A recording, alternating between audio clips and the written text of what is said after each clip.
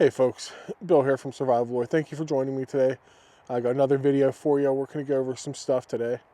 So it is middle of January here in 2026. And I wanted to go over, it's been a viewer request off and on for a while, but I want to knock this one out. Starting to get some snow again after all the rain we had, so letting it build up, and I'm going to get out here soon.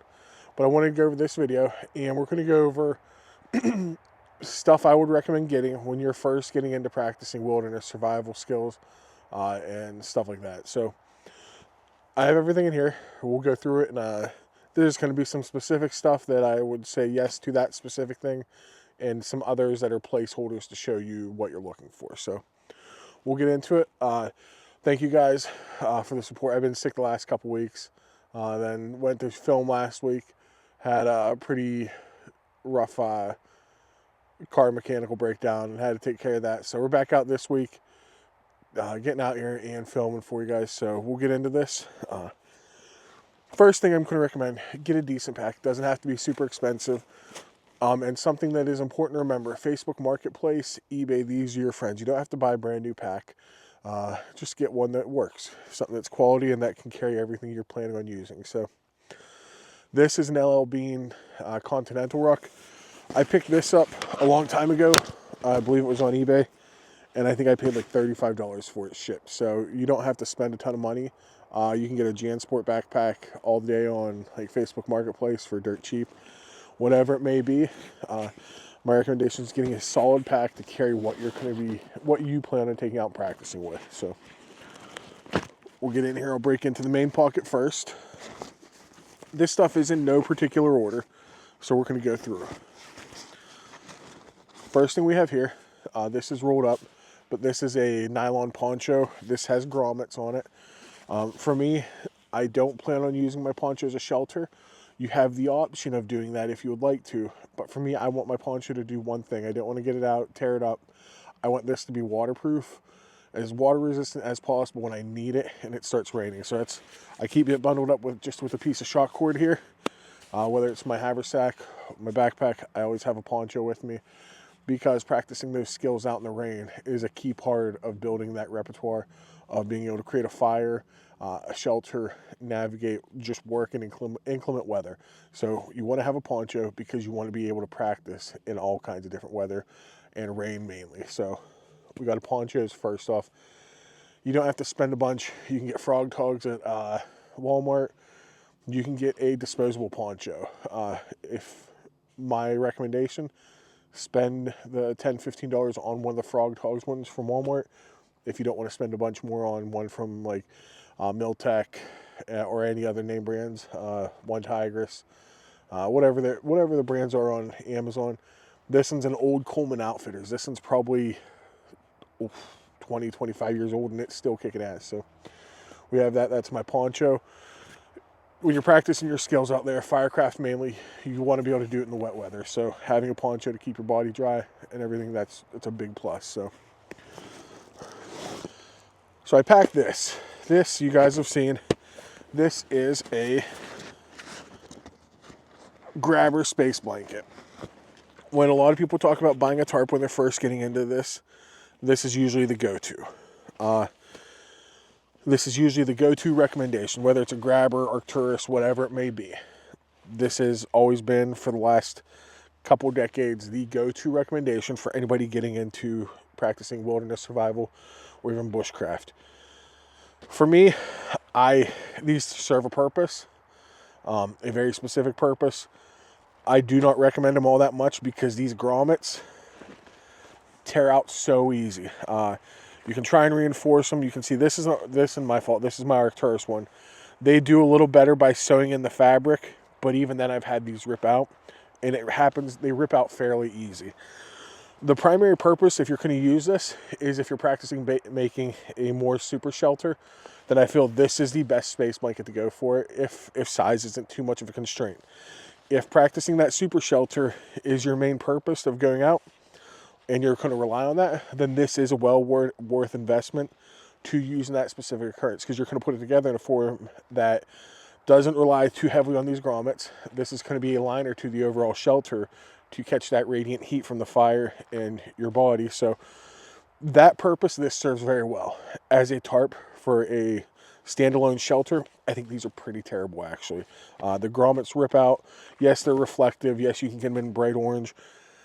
To me, that doesn't matter. If I need a space blanket to make a shelter, I almost want to take one of the SOL heat sheets over this, because I can put a button in the corner, and that's going to hold up better in the wind than my experience than this will. These grommets, like I said, on the Arcturus, it's not quite as bad, but they still do rip out fairly easy.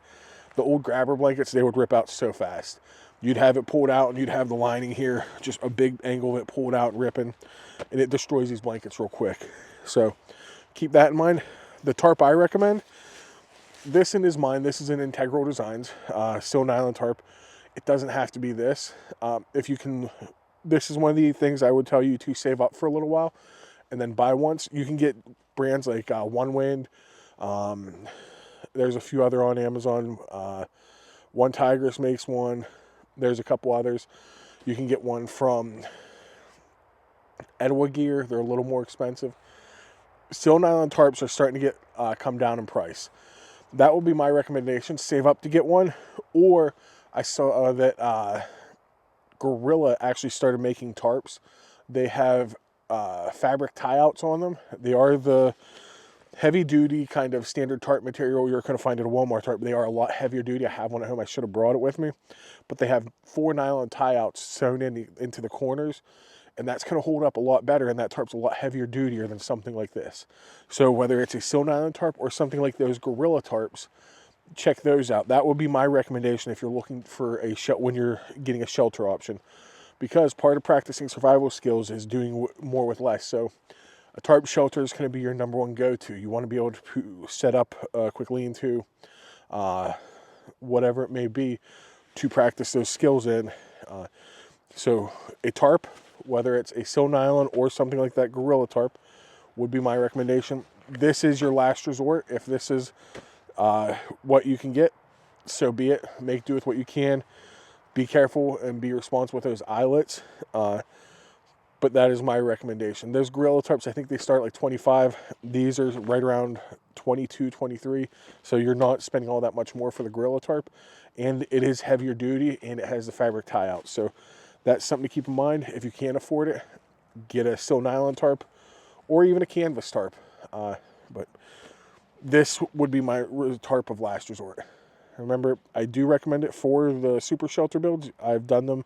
I've used these. These are perfect for that because they are just heavy enough, and the size is just about perfect to be that reflector and to catch that radiant heat off the fire. So we do have this. Next up I want to grab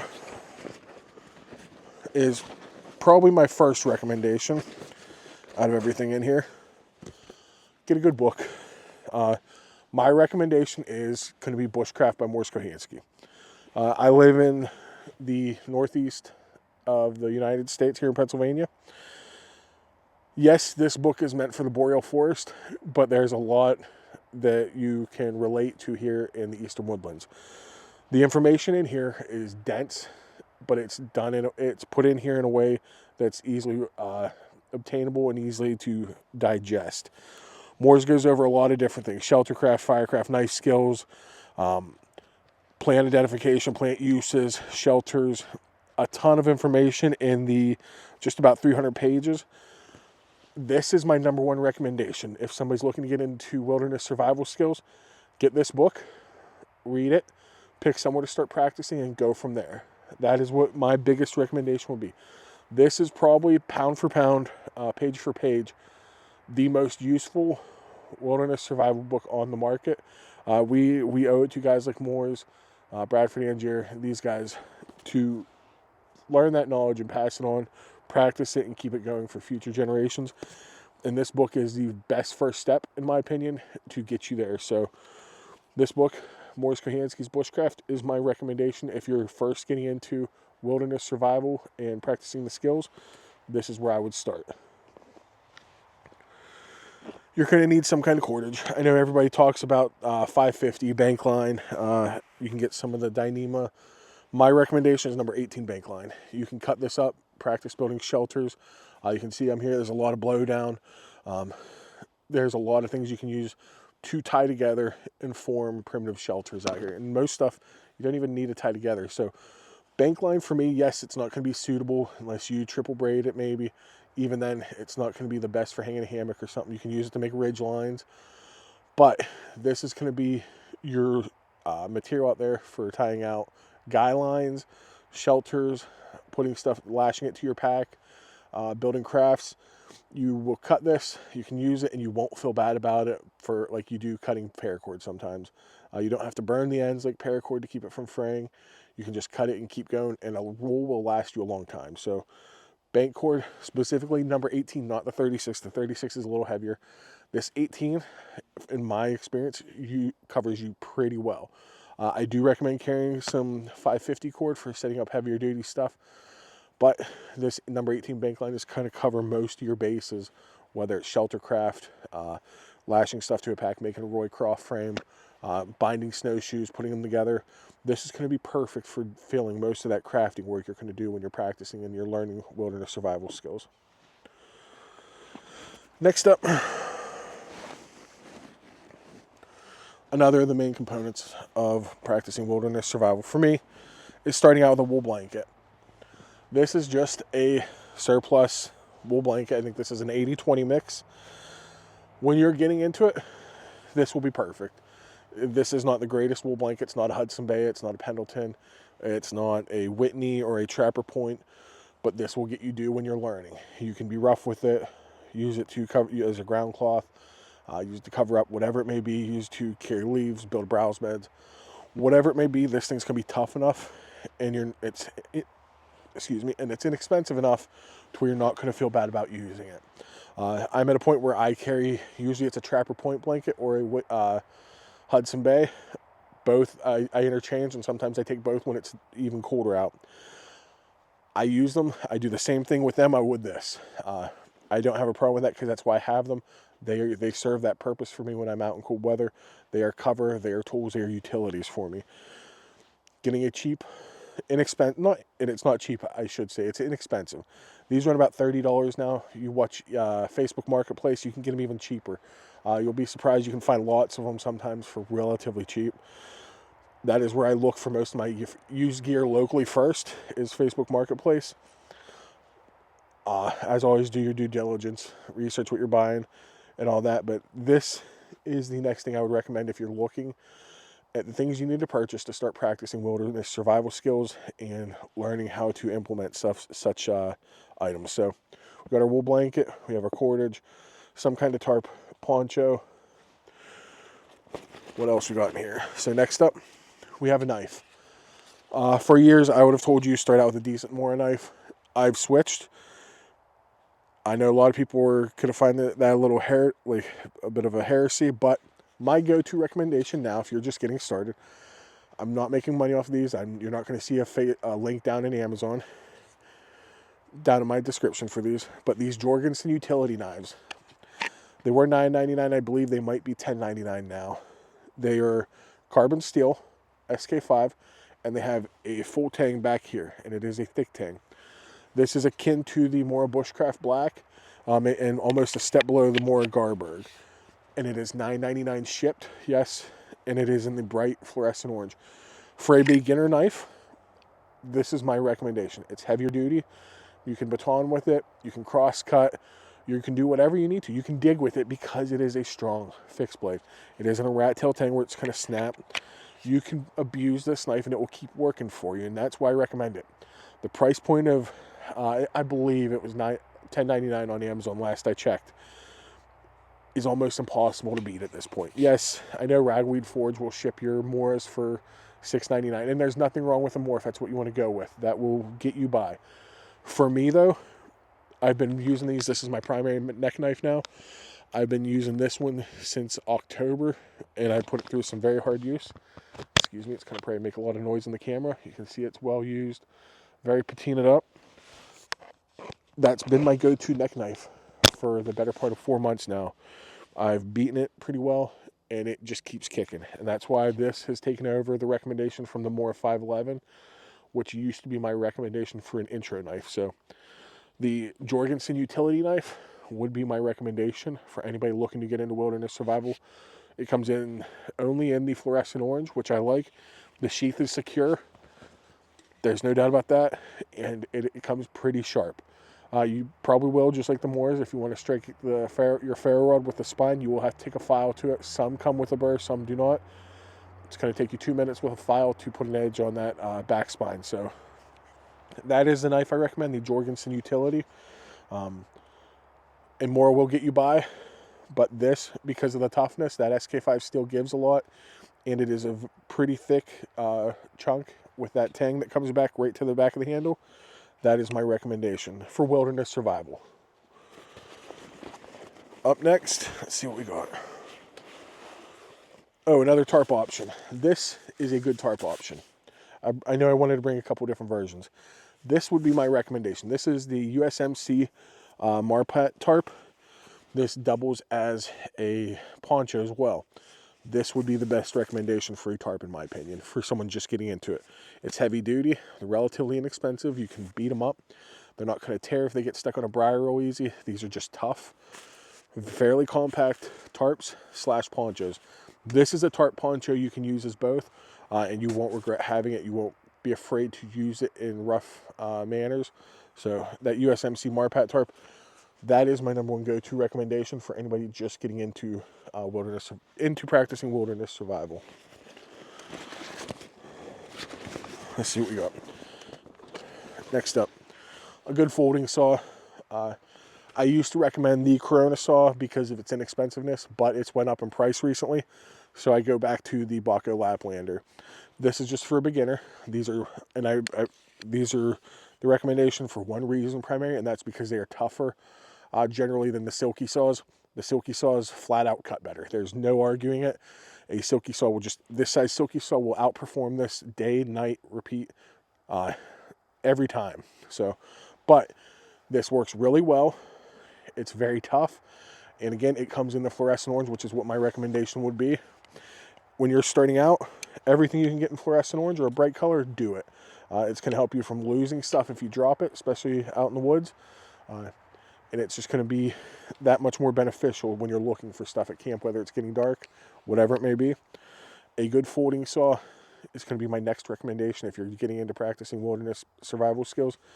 You're going to want to be able to craft stuff, cut firewood, process shelter pieces, cutting ridge poles, limbs, whatever it may be.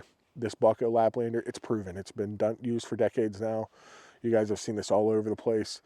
You can't beat this anymore. And finding it, you can usually find it for between $19.99 and about $22, $23. This is the go-to entry-level bushcraft saw. And if the toughness is the main thing for you, this is fine to use throughout your whole adventure out in the woods. So for me, I have switched to silky saws primarily just because they cut better. Yes, it is more of a practice skill to use them since they only cut on the pull stroke. So you can get into some trouble if you try cutting on the push stroke, but that's why we're talking about the Baco. You can cut with the push and pull stroke. It is durable. You can get replacement blades, and it comes in the bright orange. This is my recommendation. And again, guys, I'm not putting any links down in the description for my Amazon affiliate. I just want you guys to understand this is what we have. I'll list the stuff, but we're not going to do links. I'm not trying to make any money off of this. I just want this information to be out there for people looking to get into wilderness survival and getting the tools you need to practice and build your skills up. Next up, let's see what we got. My recommendation for a cook kit. So, generally, I carry my stainless steel Nalgene and some kind of pot. For somebody looking to get into this, this is my recommended setup right now. Get yourself a Nalgene Oasis canteen. Excuse me, it's a little, I don't want that freezing up on me. It is cold out, and this has been sitting in my car for a few days. A Nalgene Oasis canteen, because these things are so tough. If you can't find it, if the Oasis is too expensive, I think you can get them for around 12, 13 bucks. Look for a military surplus. The green ones, they'll work. I do prefer these because they are lighter, and I like being able to see my water level. And then you can go on Amazon and get yourself a canteen cup, stove, and lid. This is the Lixada brand. This is kind of a no-name stainless steel brand, but it works surprisingly well. It is very heavy duty. The lid fits well, and one thing I really enjoy about it, it has a bail that will actually lock that lid on. Now, it's not watertight, but you can use that as a container to keep your food in or something, whatever it may be. I do like that as a feature, and that handle closes down. So this is the Lixada Canteen set. You can find that on Amazon. I believe it's about $25, $27. But this thing is worth every penny, and it nests the Nalgene Oasis Canteen perfectly. Fits in a standard canteen carrier. This is my go-to. I like the Canteen. They're easy for boiling water, pouring in. You can put your, they're 1 liter, so you can put the Aqua Pura tabs in there to purify water if need be. And I like having the stove and the cup like that, so you can do little twig fires, heat your water up, heat your meal up, whatever it may be. This is the classic go-to, and this is my recommendation. Next step up is the stainless steel water bottle, the single wall. Clean Canteen makes them. Nalgene used to. You can find them every now and then, but they are expensive. Overland Gear on Amazon makes a good set. I'm still testing that out. Still haven't got to my final thoughts on that one. But there are options out there. You can get titanium bottles. Yes, they're really expensive. They do work, though. But entry level, Nalgene Oasis Canteen, this Lixada cook kit is my recommendation as far as that goes. That gives you the ability to cook a meal. You have shelter. You got your cutting tools to get started with. So, and you have cordage right here to build your shelters, practice your crafting. And then you have your wool blanket here as your form of cover and warmth. So we're trying to get every base you have when you go out to practice these skills covered here, and do it as inexpensive as possible. And that's why we start with a book. That's going to give your knowledge base. Get your basic cutting tools, get a shelter set up, get a cook set up, get some cordage. And then one of the last couple of things we're going to go through here, we're going to talk about getting your fire set up. So let me pull these out. I'm going to set this all right here. And I threw my ferro rod over here. Okay. So first thing we're going to do, a ferro rod. My recommendation, get a ferro rod. You can go to Dunham's, Menards, Walmart. Most are going to have these. These are the Coghlan ones. These work fairly well, and you can get them for $7, $8. They work. They strike a good spark. Grab my knife and I'll show you here.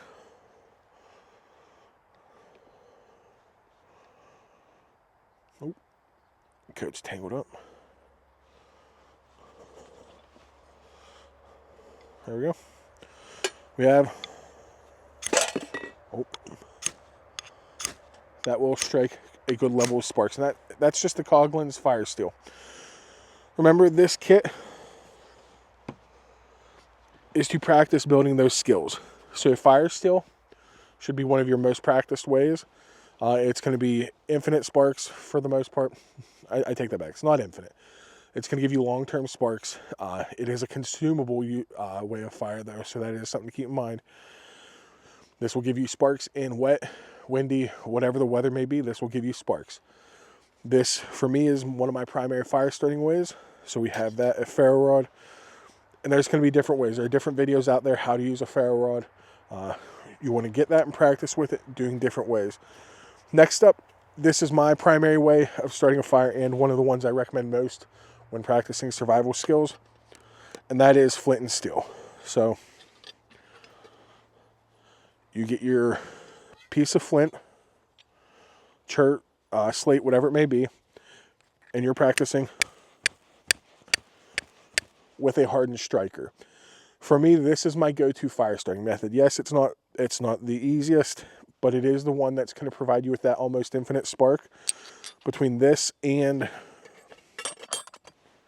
solar ignition, which is why I carry my Hudson Bay tin, this is something I do recommend, because you can always have that magnifying glass there and a kit to carry your flint and steel kit in.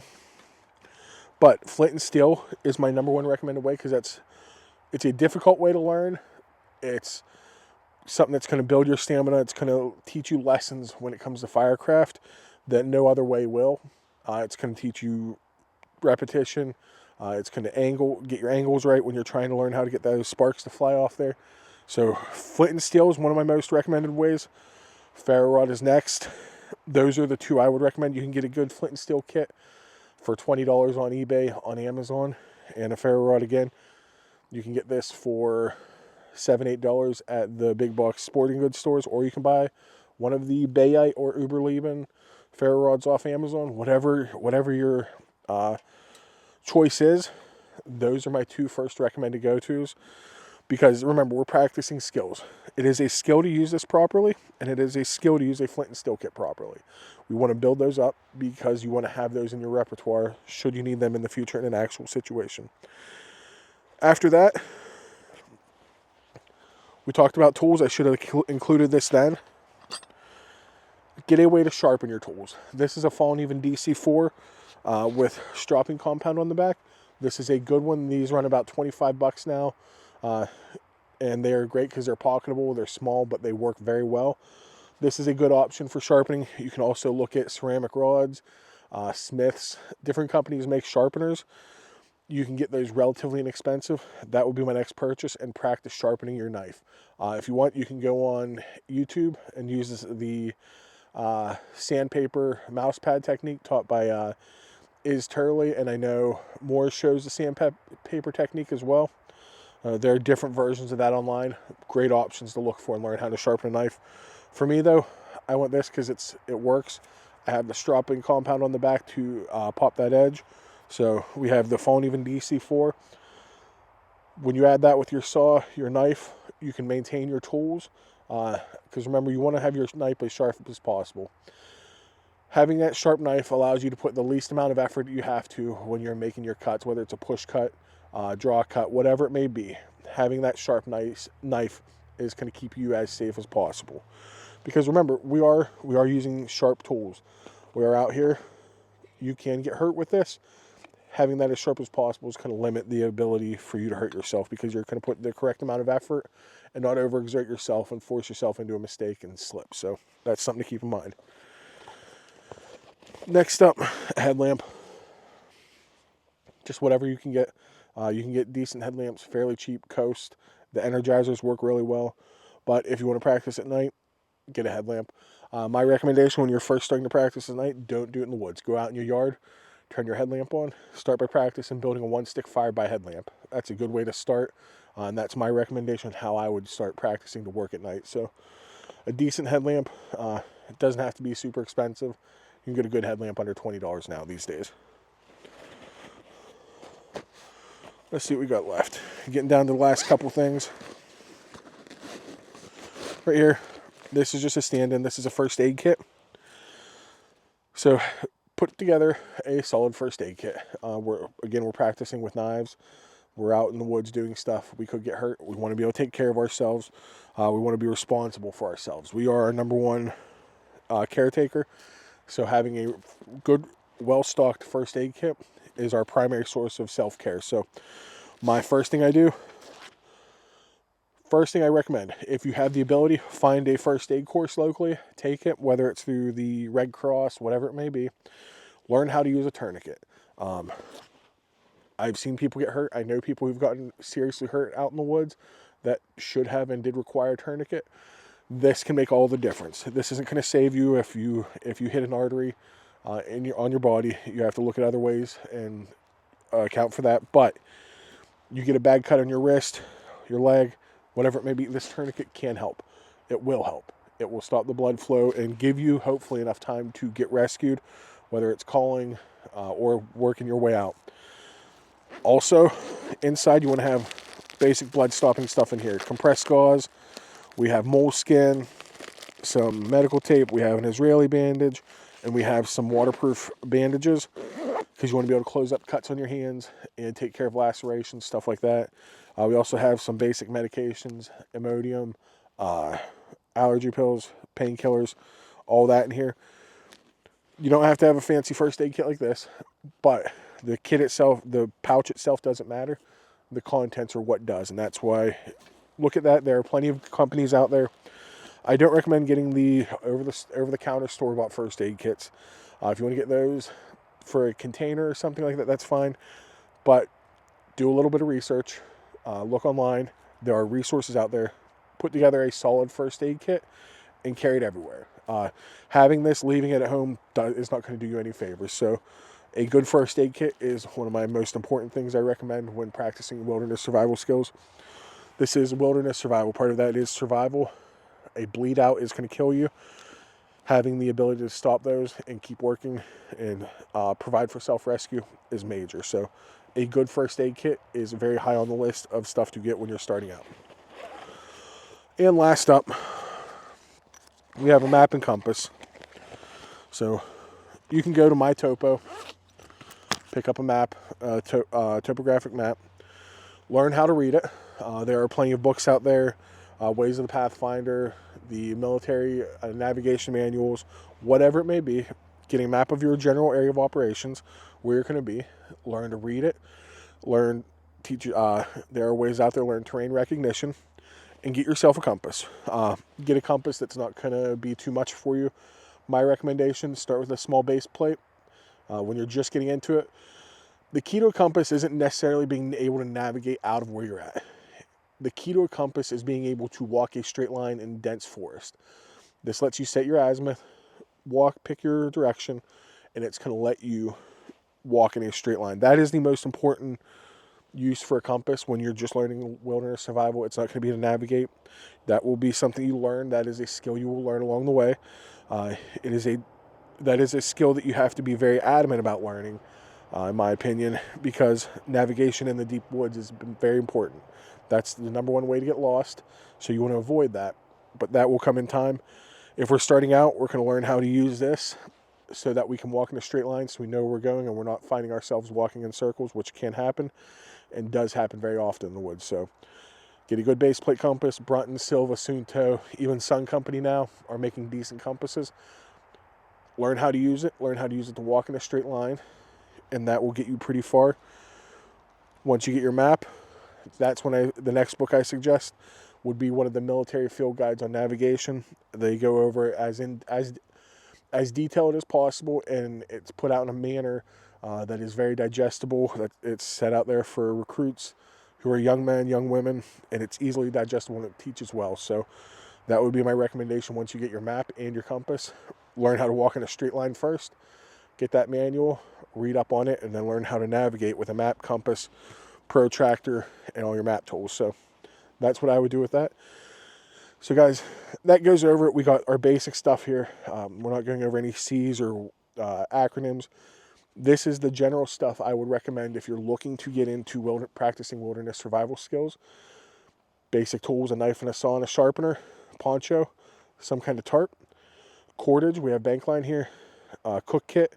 We have our Nalgene canteen and the Lixada stainless steel cook kit, a flint and steel kit, ferro rod, first aid kit, compass to learn how to walk in a straight line in the woods, and a good topo map of your area. And lastly, we have under here, we have our wool blanket, so we can provide cover, and you can use this in building shelters. And then again, we have a good backpack to carry everything in. I didn't want to go into too much detail on the individual pieces. I wanted to give relatively inexpensive options for everything here, and that's what I tried to do. Nothing here is the Gucci pick per se. The knife is $10. The tarp is $25. I think the most expensive thing we have here is probably going to be the Canteen kit or the wool blanket, and those are going to be mid-20s. Same with the tarp, it's around 25 or so. You can find them on eBay. And that's going to give you the ability to pick all this up, put it in a backpack, and give you everything you need to go out and practice skills. Practice in your yard. Get some sticks, whittle them, carve some tri-sticks, carve a netting needle and a shuttle. Practice making Paiute deadfalls, figure 4 deadfalls. That's going to get your knife skills on point. And then practice making 1-stick fires. Do that 3 times the prep. All these things are going to help you build your skill set into something that you can rely on when you're out in the woods. Whether you go on hunting trips, you're out backpack fishing, whatever it may be, backpacking through the woods. this skill set will provide you with that assurance that you understand your surroundings. You have the skills there to provide for yourself should you find yourself in an exigent circumstances. You get hurt, you get lost, whatever it may be. Having the knowledge and then having this basic toolkit can provide you with that ability to self-rescue, provide for yourself, and make the best out of a bad circumstance and turn what could be a really bad situation into a comfortable overnight camping trip. So I hope that makes some sense, folks. Again, apologize for last week's video. That was never meant to be the upload, but with the car troubles and being sick, I had it in the bank, so we went with the Possibles pouch. Hopefully this is a little more entertaining and a little more informational. So thank you, folks. I'll see you in the next video. Stay safe out there. Thank you for all the support and comments. I'm going to get caught up on those this weekend. I'm on vacation, so I'll get caught up on those. Thank you, guys, and I'll see you in the next video. Till then, stay safe.